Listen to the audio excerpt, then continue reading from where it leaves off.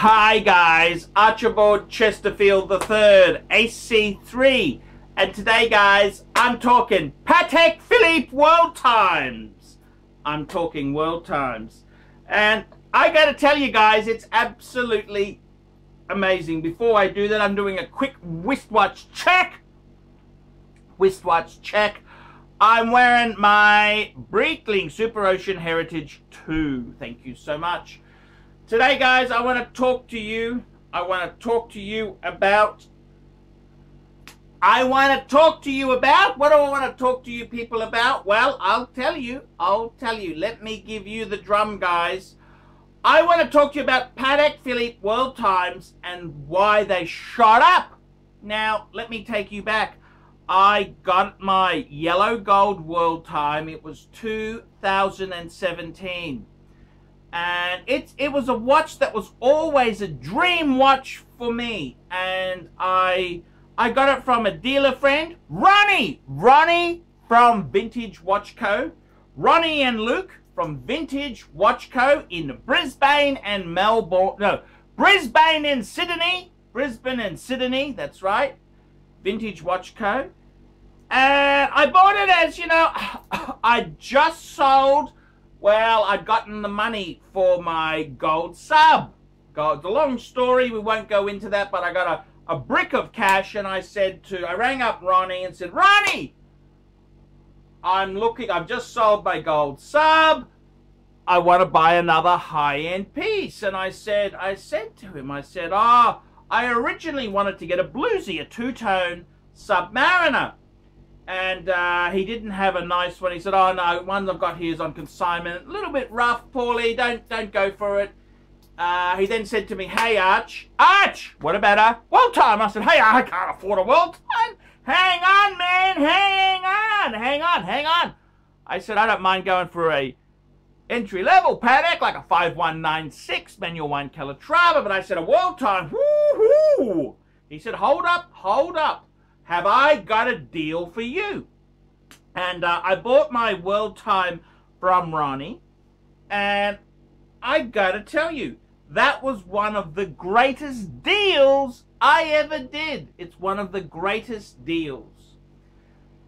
And my WorldTime, it's a 5110J, and it has exploded. It's absolutely exploded. I cannot understand it.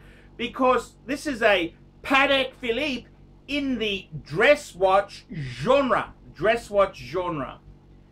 And it was only when I started talking to my good friend Tan and Vin Tinier that I realized that the market for this piece, it was a bit of a sleeper because it was a little bit small, 37 mil.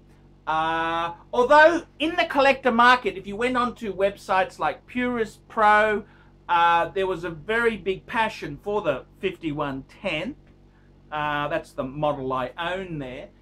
And what had happened was Patek, they made the 5110 from 2000 to 2006.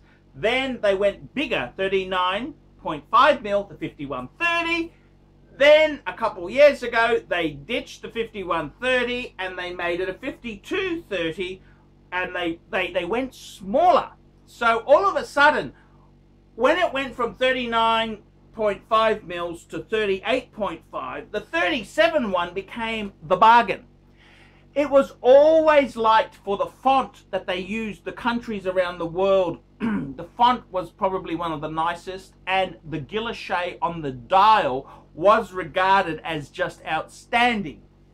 So the collector market for these pieces, they were sleepers. And I got to tell you, the market from 2017, early 2017, until late 2018, what's that, almost 2 years, whoop, it's very much it's gone up. And I was saying to Tan, my good man Tan, who he has got a 5035, the annual calendar Patek, and he was saying, no, the WorldTime is substantially, it's a very high-end piece.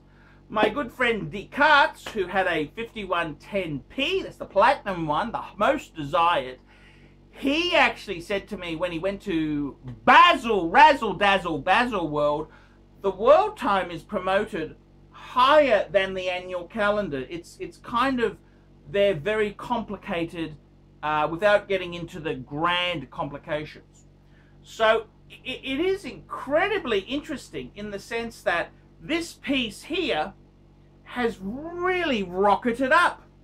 Now, the thing is, with this Patek Philippe, this Grand Classique from Patek Philippe, the prices have really shot up. And if you jump on Chrono24, type in Patek 5110, you can see what I'm talking about.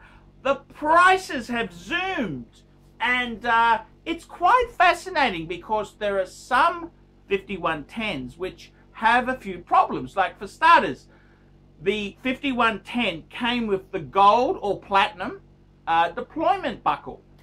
Some on Chrono have, the person has taken that buckle off and they've got a tang buckle, which is not correct. The Patek 5110 was always sold with a deployment buckle. The other thing that happens is if it's missing papers, the papers, now with Patek Philippe you can get an extract of origin, but the actual certificate of origin, that's the one that comes with the piece, that kind of gives it a $2,000 premium. It's paying a premium for that. I mean, the extract is okay, but let's be honest, the certificate of origin is a better thing to have. The next thing that's quite interesting is if you've had a recent Patek service, if it's been serviced by Patek Philippe, that's a big plus. It's kind of like buying a 5-year-old S-Class Mercedes. If it's all Mercedes-Benz star warranty, it's got blog books, got some warranty on it, it's going to be a much better sell than if you're buying one from Joe Average car dealer who hasn't gone the extra mile. He's just trying to make a fast buck, and he could be hiding some faults with it. So it is very interesting. The fact that a Patek Philippe like that is, it really does add. And I got to tell you, I'm completely shocked. I think realistically my Patek Philippe coming back from a service, so I mean mine is it's got a new strap. I'm just getting the strap changed at the service. It's got the gold deployment buckle as it originally had. It's got box papers. It's got, I've got the original, I've got also the instructions on how to set it, that's handy to have. I've got the original catalog from when it was in production and available. That's the sales catalog. I've also recent Patek service. This thing here is probably a 27,000 US to 29,000 US piece, and that's what's happened. And it's quite funny because I bought this piece low 20s US, and it's just exploded. It's really exploded. It's fascinating. It's fascinating, the wristwatch market. See, I thought the Patek market itself was very, it's Nautilus and Aquanaut. But no, that's not the case at all. Some of these other Pateks are really having a boost. And I got to tell you, the 5110, I think, is starting to be regarded as, it's starting to come into its full line. The amazing thing is, I was talking to a watch dealer overseas, and he was saying that the 5110s, they're not far off the current model. The 5110 is the wanted one, and the 5130's always been a little bit soft. It's a little bit too big, and it was the one that was made, the biggest number were made of modern world times was the 5130. People didn't like that circle hour hand it had. So I got to tell you, it's just amazing. The 5110, it's funny. I spoke to a few dealers, and I spoke to a dealer 12 months ago. Okay, this guy's a bikie, and he's a bit of an asshole, but he said to me, nobody wants 5110s, can't give that away, don't bring it in here. Now, I spoke to a dealer last week, and I thought this dealer was a bit tough. He said, no. He said, oh, that watch in Australia would be $33,000 to $35,000. He said, it's a very rare Patek Philippe.